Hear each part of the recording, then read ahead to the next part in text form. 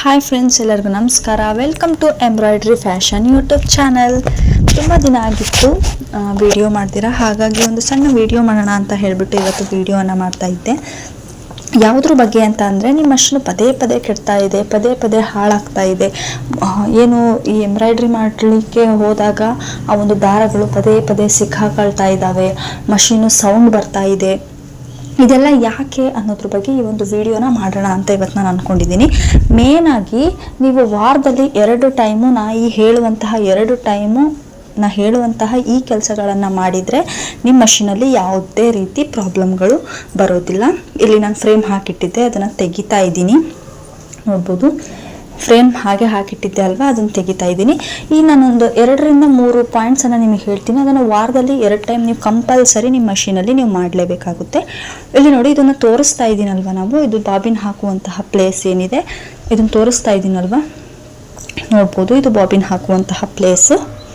ಇಲ್ಲಿ ಯಾವುದಾದ್ರೂ ದಾರ ಸಿಕ್ಕಾಕೊಂಡಿದೆಯಾ ಅನ್ನೋದನ್ನು ನೀವು ಫಸ್ಟು ಚೆಕ್ ಮಾಡ್ಕೊಬೇಕು. ಯಾವಾಗಲೂ ನೀವು ಮುಂಚೆ ಎಂಬ್ರಾಯ್ಡ್ರಿ ಹಾಕ್ಲಿಕ್ಕಿಂತ ಮುಂಚೆ ಫಸ್ಟು ದಾರ ಏನಾದರೂ ಸಿಕ್ಕಾಕೊಂಡಿದೆಯಾ ಅನ್ನೋದನ್ನು ಮುಂಚೆ ನೀವು ಕಂಪಲ್ಸರಿಯಾಗಿ ನೀವು ಗಮನಿಸಲೇಬೇಕಾಗುತ್ತೆ. ಸೊ ಅದನ್ನು ನೀವು ಗಮನಿಸಬೇಕು. ಅದಾದಮೇಲೆ ಇದನ್ನು ನಾನು ಸೂಜಿನ ಸೆಟ್ ಮಾಡೋದು ಹೇಳ್ಕೊಡ್ತಾ ಇದ್ದೀನಿ. ಇಲ್ಲೊಂದು ನೆಟ್ ಕಾಣಿಸ್ತಾ ಇದೆ ಅಲ್ವಾ, ಇದನ್ನು ಲೂಸ್ ಮಾಡಿದಾಗ ಸೂಜಿ ಲೂಸ್ ಆಗಿ ಕೆಳಗಡೆ ಬೀಳುತ್ತೆ. ಆಗ ನೀವು ಅದು ಯಾವುದೇ ಶೇಪಲ್ಲಿದೆ ಅಂತ ಖಂಡಿತ ಗೊತ್ತಾಗುತ್ತೆ. ಎಂಬ್ರಾಯ್ಡ್ರಿ ಮಿಷನ್ ತೊಗೊಂಡಿದ್ದೀರಾ ಅಂದಮೇಲೆ ಸೂಜಿ ಹೇಗೆ ಹಾಕೋದು ಅನ್ನೋದು ಖಂಡಿತ ಗೊತ್ತಾಗೇ ಆಗುತ್ತೆ. ಸೊ ಇದನ್ನು ಟೈಟ್ ಮಾಡೋದು, ಸೂಜಿ ಬಿಗಿಯಾಗಿ ಕುತ್ಕೊಳ್ಳಿಕ್ಕೆ ಅಂತ ಹೇಳ್ಬಿಟ್ಟು ಟೈಟ್ ಮಾಡೋದು. ಈ 2 ವಿಷಯ ಆಯಿತು. 3ನೇ ವಿಷಯ ಏನಪ್ಪ ಅಂತಂದರೆ, ಈ ಸೂಜಿನ ಮೇಲೆ ಹೇಗೆ ಎತ್ತೋದು, ಕೆಳಗೆ ಹೇಗೆ ಎತ್ತೋದು ಅನ್ನೋದ್ರ ಬಗ್ಗೆ ಕೆಲವೊಬ್ರಿಗೆ ಗೊತ್ತಿರೋದಿಲ್ಲ. ಗೊತ್ತಿರೋರಿಗೆ ಗೊತ್ತಿರ್ಬೋದು, ಬಟ್ ಕೆಲವೊಬ್ರಿಗೆ ಗೊತ್ತಿರಲ್ಲ. ಸೊ ಇಲ್ಲಿದೆಯಲ್ವ ಸೈಡ್ಗೆ, ಇದನ್ನು ಮುಂದೆ ಮಾಡಿದಾಗ ಸೂಜಿ ಕೆಳಗೆ ಹೋಗುತ್ತೆ, ಹಿಂದೆ ಮಾಡಿದಾಗ ಸೂಜಿ ಮೇಲೆ ಹೋಗುತ್ತೆ. ಸೊ ಇದು ಒಂದು ಬೇಸಿಕ್ ಥಿಂಗ್. ಇದು ನಾನೀಗ ಹೇಳಿರುವಂತಹ 3 ಕೂಡ ಬೇಸಿಕ್ ಥಿಂಗು. ಇದು ಫುಟ್ವೇರು ಅಪ್ಪು ಮತ್ತು ಡೌನ್ ಮಾಡೋದು ಅಂತಂದರೆ, ಇಲ್ಲಿ ನೀವು ಮಷೀನಲ್ಲಿ ಕೇಳುತ್ತಲ್ವ, ಅಪ್ ದ ಫುಟ್ವೇರು ಅಂತ ಹೇಳ್ಬಿಟ್ಟು ಕೇಳುತ್ತಲ್ವ, ಫೂಟ್ ಅಂತ ಹೇಳ್ತಾ ಇರುತ್ತಲ್ವ. ಸೊ ಇದನ್ನು ಮೇಲೆ ಮತ್ತು ಕೆಳಗಡೆ ಮಾಡುವಂಥದ್ದು. ಸೊ ಇವ 4 ಬೇಸಿಕ್ ಥಿಂಗ್ ಆದಮೇಲೆ ಈಗ 5ನೇದೇನಪ್ಪ ಅಂದರೆ, ಇದು ಬಾಬಿನ್ ಸುತ್ತುವಂತಹ ದಾರ. ಈ ಹಿಂದೆ ನಾನು ಅನೇಕ ವಿಡಿಯೋಗಳಲ್ಲಿ ನಾನು ಹೇಳಿದ್ದೀನಿ, ತೋರಿಸಿದ್ದೀನಿ ಬಾಬಿನ್ ಸುತ್ತೋದು ಹೇಗೆ ಅನ್ನೋದ್ರದ್ದು ಒಂದು ಸಪ್ರೇಟ್ ಆದಂತಹ ವಿಡಿಯೋ ಕೂಡ ಮಾಡಿದ್ದೀನಿ. ಇಲ್ಲಿಂದ ದಾರ ಹೀಗೆ ಬಂದು ಹೀಗೆ ಸುತ್ತಿ ಬಾಬಿನನ್ನು ಹೀಗೆ ಸರಿಸಿದ್ರೆ ಶೇಪ್ ಬರುತ್ತೆ, ಸ್ಟಾರ್ಟ್ ಕೊಟ್ಟರೆ ಸುತ್ತಕೊಳ್ಳುತ್ತೆ. ನಾನು ಹಿಂದೆ ಇವೆಲ್ಲ ವಿಡಿಯೋಸ್ಗಳನ್ನ ಮಾಡಿದ್ದೀನಿ, ನೋಡಿಲ್ಲ ಅಂತಂದರೆ ನೀವು ನೋಡ್ಬೋದು ಕೂಡ. ಇವಾಗ ಮೇನ್ ಥಿಂಗ್ ಏನಪ್ಪ 2 ವಿಚಾರಗಳು ಅಂತಂದರೆ, ಇಲ್ಲಿ ನಾನೇನು ತೋರಿಸ್ತಾ ಇದ್ದೀನಲ್ವ, ಇದು ಓಪನ್ ಮಾಡ್ತಾ ಇದ್ದೀನಿ. ಇದು ಕೆಲವೊಬ್ಬರಿಗೆ ಗೊತ್ತಿರ್ಬೋದು ಅಥವಾ ಗೊತ್ತಿಲ್ಲದೆ ಇರ್ಬೋದು. ಡೆಮೋದಲ್ಲಿ ಖಂಡಿತ ಇದ್ರ ಬಗ್ಗೆ ಹೇಳೇ ಇರ್ತಾರೆ. ಸೊ ಇದನ್ನು ಓಪನ್ ಮಾಡ್ಕೊಂಡು ಆದ ನಂತರದಲ್ಲಿ ನಿಮಗೆ ಈ ಒಂದು ಕವರಲ್ಲಿ ಸ್ವಲ್ಪ ಐಟಮ್ಸ್ಗಳನ್ನ ಕೊಟ್ಟಿರ್ತಾರೆ. ಅಂದರೆ ಮಷೀನಿಗೆ ಸಂಬಂಧಪಟ್ಟಿರೋ ಥರ ಕೆಲವೊಂದು ಐಟಮ್ಸ್ನ ಕೊಟ್ಟಿರ್ತಾರೆ. ಅದರಲ್ಲಿ ಈ ಥರ ಕ್ಲೀನರ್ ಅಂತ ಒಂದು ಆಯಿಲನ್ನು ಕೂಡ ನಿಮಗೆ ಕೊಟ್ಟಿರ್ತಾರೆ. ಸೊ ನೀವು ಕಂಪಲ್ಸರಿಯಾಗಿ ವಾರದಲ್ಲಿ 2 ಟೈಮು 2 ಹನಿಯನ್ನು ಈ ಒಂದು ದಾರ ಏನು ಕಾಣಿಸುತ್ತಲ್ವ ಅದರೊಳಗಡೆ ವೈಟ್ ಕಲರ್ ದಾರ, ಅದ್ರ ಮೇಲೆ ನೀವು ಬಿಡಲೇಬೇಕು. ನೀವು ಮಷೀನಲ್ಲಿ ವರ್ಕ್ ಮಾಡಿ ಅಥವಾ ವರ್ಕ್ ಮಾಡದೇ ಇರಿ, ಸುಮ್ಮನೆನಾದರೂ ಮಿಷನ್ ಇಟ್ಟಿರಿ, ಒಟ್ಟಲ್ಲಿ ವಾರದಲ್ಲಿ 2 ಟೈಮು ನೀವು ಅದಕ್ಕೆ 2 ಹನಿ ಡ್ರಾಪ್ಸ್ ಆಯಿಲನ್ನು ನೀವು ಹಾಕಲೇಬೇಕಾಗುತ್ತೆ. ಸೊ ಹಾಕಿ ಇವಾಗ ಕ್ಲೋಸ್ ಮಾಡಿಬಿಡೋಣ. ಸೊ ಇದು ಒಂದು ಮೇನ್ ಥಿಂಗು. ನಿಮ್ಮ ಮಷೀನು ಪದೇ ಪದೇ ಸೌಂಡ್ ಮಾಡಲಿಕ್ಕೆ ಕಾರಣ ಇದೆ. ನೀವು ಹೇಗೆ ಇವಾಗ ನಾರ್ಮಲ್ ಮಷೀನಿಗೆ ಆಯಿಲ್ ಬಿಟ್ಟಿಲ್ಲ ಅಂದರೆ ಸೌಂಡ್ ಬರುತ್ತಲ್ವ, ಅದೇ ಥರ ಎಂಬ್ರಾಯ್ಡ್ರಿ ಮಿಷನಲ್ಲೂ ಕೂಡ ನೀವು ಈ ಒಂದು ಆಯಿಲನ್ನು ಬಿಟ್ಟಿಲ್ಲ ಅಂದರೆ ನಿಮ್ಮ ಮಷೀನು ಸೌಂಡ್ ಬರುತ್ತೆ. ಸೊ ಇವಾಗ 2ನೇ ಮೇನ್ ಇಂಪಾರ್ಟೆಂಟ್ ಥಿಂಗ್ ಏನು ಅಂದರೆ, ನಿಮ್ಮ ಮಷೀನಲ್ಲಿ ಪದೇ ಪದೇ ದಾರ ಸಿಕ್ಕೊಳ್ಳೋದು, ವರ್ಕು ಅಲ್ಲೇ ಗಂಟು ಥರ ಆಗೋದು, ಅಥವಾ ವರ್ಕೇ ಬರದೇ ಇರೋದು, ದಾರ ಯಾವುದೋ ಹಾಕಿದರೆ ಯಾವುದೋ ಬರೋದು, ಏನಕ್ಕೆ ಅಂತ ನೋಡೋಣ.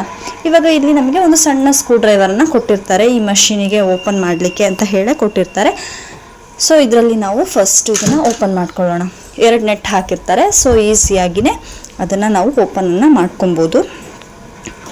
ನೋಡ್ಬೋದು, ನಾನಿಲ್ಲಿ ಓಪನನ್ನು ಮಾಡ್ತಾಯಿದ್ದೀನಿ. ಸೊ ಸ್ವಲ್ಪ ವಿಡಿಯೋನ ಇಟ್ಬಿಟ್ಟು ಸ್ವಲ್ಪ ಲೂಸ್ ಮಾಡಿಕೊಂಡು ಅದಾದಮೇಲೆ ನಿಮಗೆ ವಿಡಿಯೋದಲ್ಲಿ ನಾನು ತೋರಿಸ್ತಾ ಇದ್ದೀನಿ. ಸೊ 2 ನೆಟ್ಟನ್ನು ಕೂಡ ನಾವು ಓಪನನ್ನು ಮಾಡ್ಕೊಬೇಕಾಗುತ್ತೆ.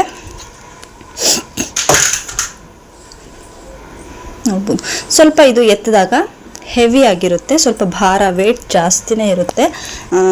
ಏನಕ್ಕೆ ಅಂತಂದರೆ ಇದರಲ್ಲಿ ಫುಲ್ ಮಷಿನ್ ಐಟಮ್ಸ್ ಎಲ್ಲ ಹಾಕಿರ್ತಾರಲ್ವ, ಹಾಗಾಗಿ ಇದು ಸ್ವಲ್ಪ ಎತ್ತಿದಾಗ ಸ್ವಲ್ಪ ಮಟ್ಟಿಗೆ ವೆಯ್ಟ್ ಬಂದೇ ಬರುತ್ತೆ.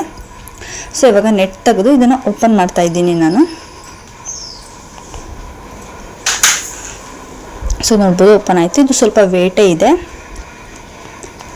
ಇವಾಗ ಏನು ಮಾಡಬೇಕು ಅಂತ ಅಂದರೆ, ನೀವು ಇಲ್ಲಿ ಕಾಣಿಸ್ತಾ ಇದೆ ಅಲ್ವಾ, ಇಲ್ಲಿ ಖಂಡಿತವಾಗ್ಲೂ ನೀವು ವಾರಕ್ಕೆ 1 ಸತಿ ಅಥವಾ 2 ಸತಿ ನೋಡಿದಾಗ ಖಂಡಿತವಾಗ್ಲೂ ನೀವು ವರ್ಕ್ ಮಾಡಿದ್ದೇ ಆದರೆ ಇಲ್ಲಿ ದಾರಗಳು ಹಾಕ್ಕೊಂಡಿರುತ್ತೆ.